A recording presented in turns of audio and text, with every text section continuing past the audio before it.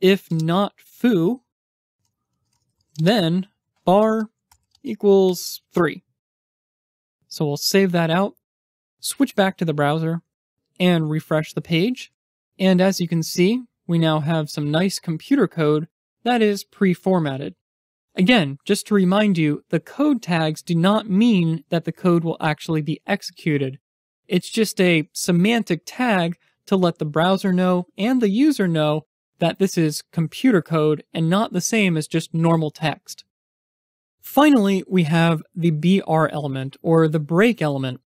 The BR element represents a line break, and it is a self-closing tag, similar to a meta tag or a horizontal rule.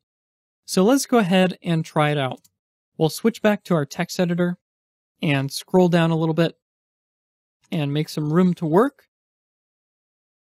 So we'll go ahead and type out a paragraph element, and inside of it, we'll say this is the first line of the poem, and then we'll type another sentence that says this is the second line.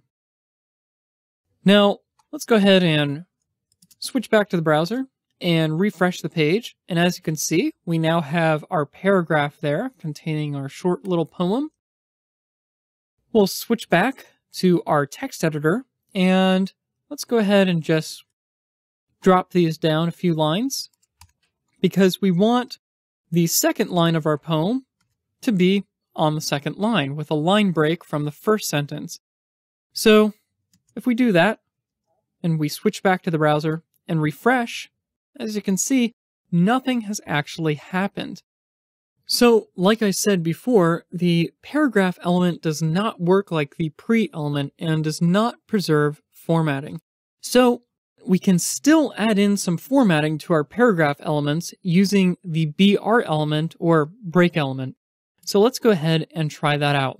Like I said, BR is a self-closing tag, and we want to put the BR tag where we want the line break. And in this case, we want the line break to occur after our first sentence, so it breaks the second line down to the second line of the paragraph.